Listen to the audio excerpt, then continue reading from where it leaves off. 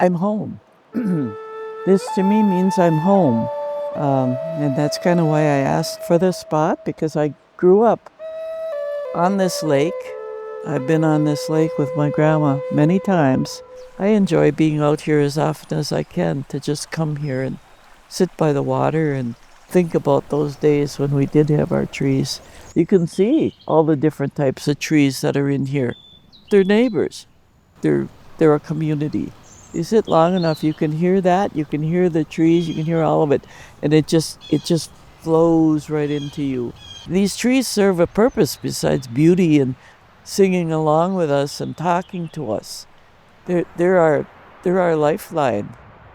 But if we're really being mindful about the future, instead of just saying it but doing it, I think that's what we're doing with this project is we're thinking ahead, and we're being deliberate. We're making plans for how the forest will look and what we're handing off to my children, to my grandchildren, and to our relatives and our friends in this community.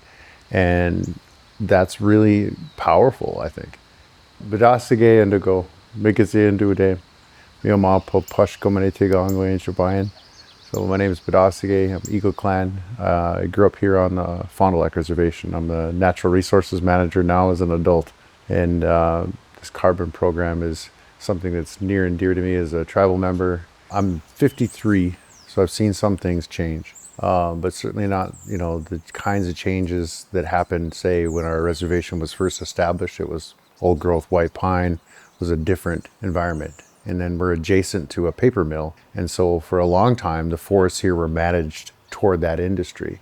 And as we've grown as an agency and as a community, as a nation, really, we've kind of taken back the direction of our forest and steering it toward resource uses that are important to the band versus what's important to an industry.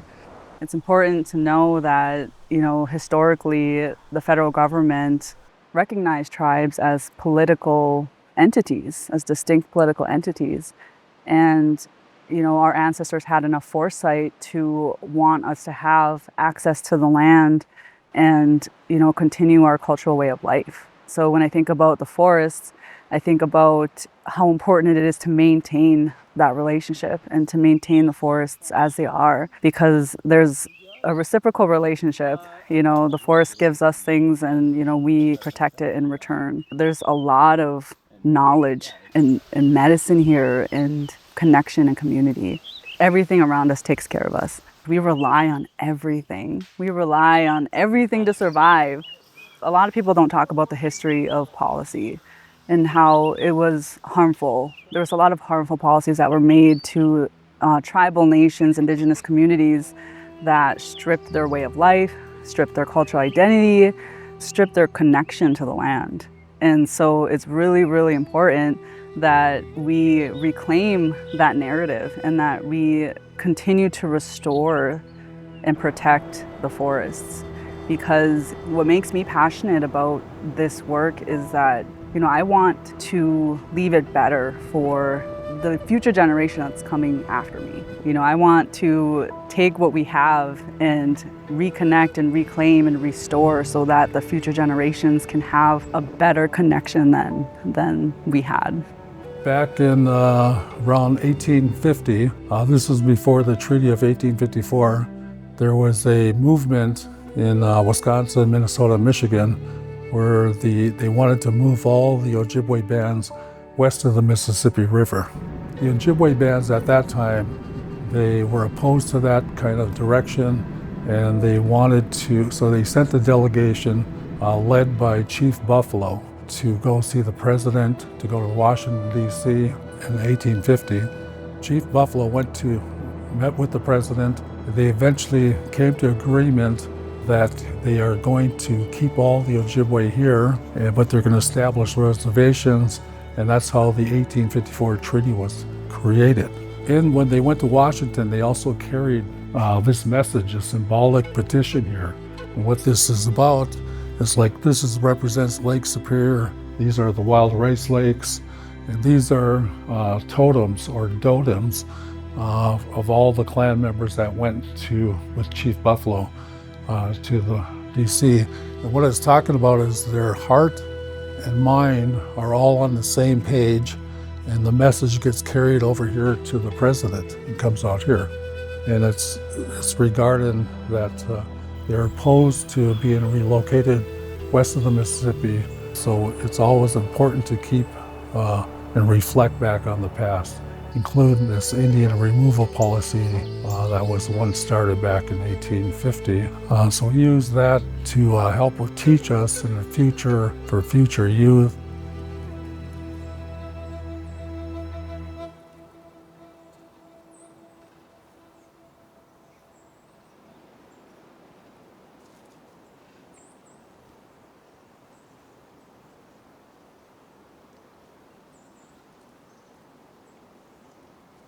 The carbon sequestration project was conceptualized as bringing in money to buy back land on the reservation, which was taken by several means, whether the Allotment Act, over the years, several different acts that the government had that took part of the reservation.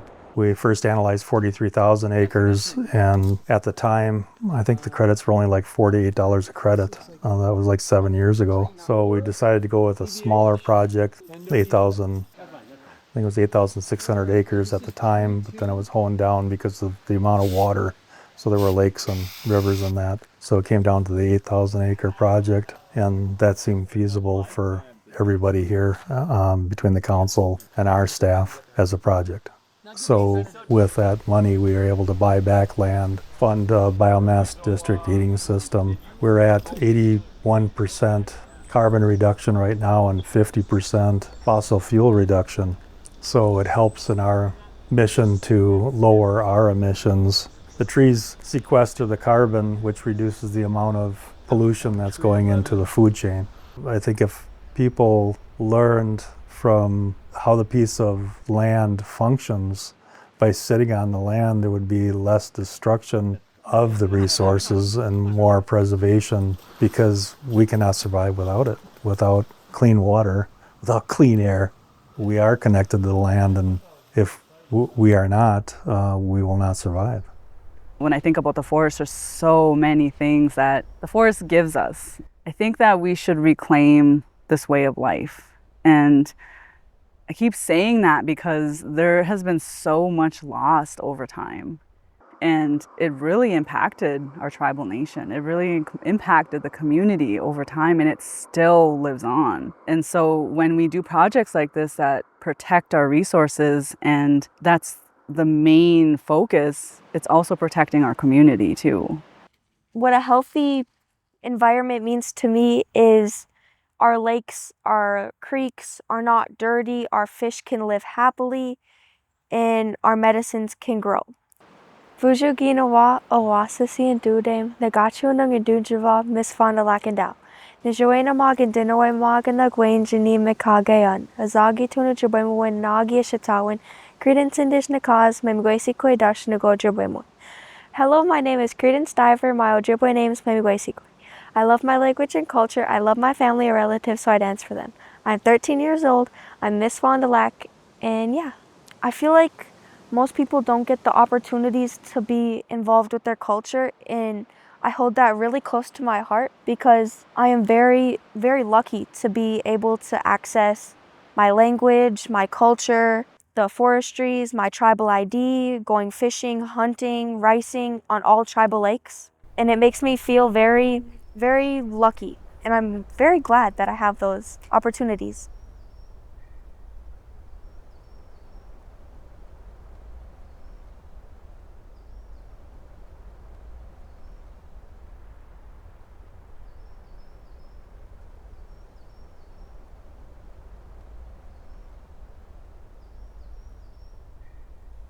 You know, my family's story of finding our way home and being connected to this place is really circuitous and crazy and wild, and we didn't get to grow up and participate in our cultural activities. So harvesting Manoomin was one of the very first things that my mom was able to teach me.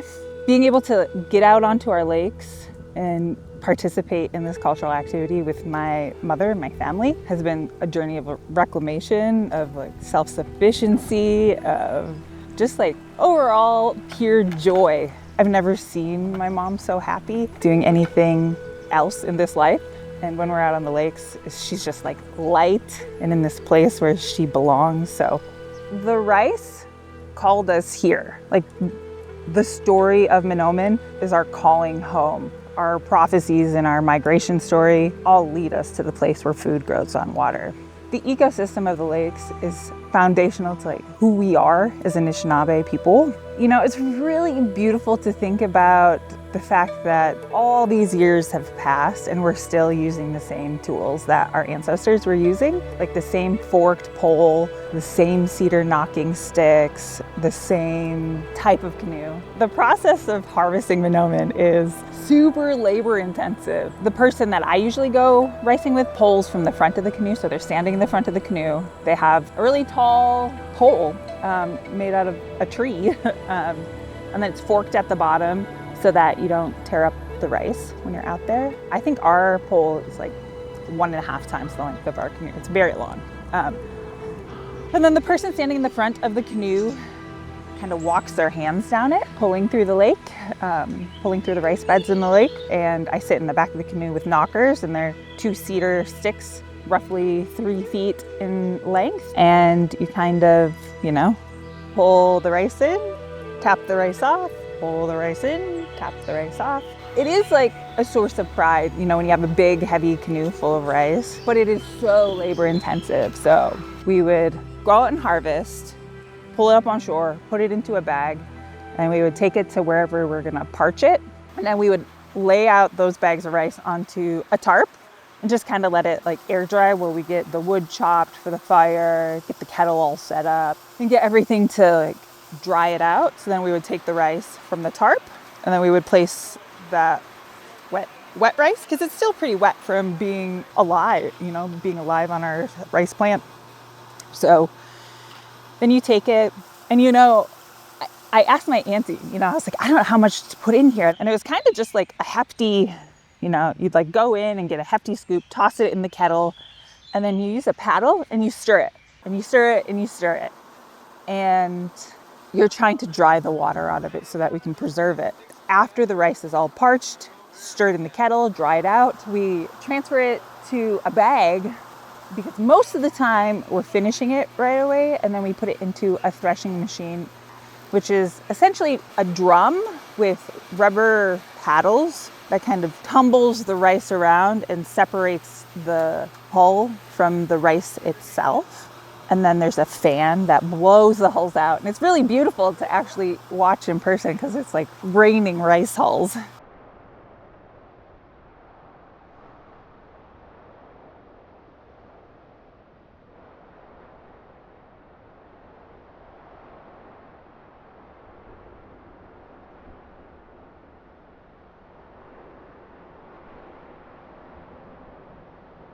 So the language is tied into the practice of ricing. So when the people that taught me, they were taught from older generations, and for them to involve the language is so you can see the action, do the action, and hear the action. Credence Manoomin Keana, I was doing it and they were telling me, so it made me understand more. And if you see it, do it, and hear it, you see the rice, you hear it off the knockers, and then you also hear your teachers saying it. It also helps with learning Ojibwe. Yeah, and then you yelled the action, what you're doing back, and then you would ask them, Gindush, like, are you ricing too? So you just add Gindush, are you too? It's such a big full circle thing of harvesting rice, being out on the rice. It's providing home and food for the animals. And it's just like such a bigger story than just the food on our plate. I feel like I'm timeless when I'm out there, you know, with my knockers, just putting rice into the canoe, like in the same way that everybody before me has. And I really do feel connected to that and to that responsibility. Our family forever has always harvested rice, wild rice. And my parents and their parents and their parents have always harvested wild rice. To be an Anishinaabe, it's not a privilege, it's a responsibility. And part of that responsibility is the Anishinaabe is taking care of the land and protecting the land and making sure to respect and take care of the land, as we are the last ones in our creation story to be put here on this earth. It's not a small thing to take on, and I take it really seriously. It's an honor to get to do this, and it's a big responsibility. And so for a little kid that grew up a couple miles from here to be able to do this in my community is really meaningful to me. And so I love what we get to do for our people. For instance, this agency has all of these specialties, all of these really gifted people, and we're all stronger in the world, but here on the reservation and in this agency, we take all our gifts and we weave those together. A strand of anything is much stronger when it's interwoven with those others, and that's kind of the basket that we look at that this agency makes, and that we hope that we care for the gifts that we have in this community. If climate change impacts, the reservation, we're stuck in bounds. We have a reservation boundary, and if that forest moves north and the animals move north, then, our access to our treaty resources are, challenged, and it makes it more difficult to continue our way of life. All these things are gifts, whether it's the wildlife, the fish, the berries, the rice. Those are all gifts. Those are all things that we hold like near and dear, because those are the things that gave us life. And my philosophy that I've been taught as a kid and as a young adult was that those things made my life possible and the life of the people that gave me life. And so our job as humans is to speak up or do things on behalf of those that don't have a voice or don't have legs or don't have hands. We lend our strength back to them because they've lent their strength to us.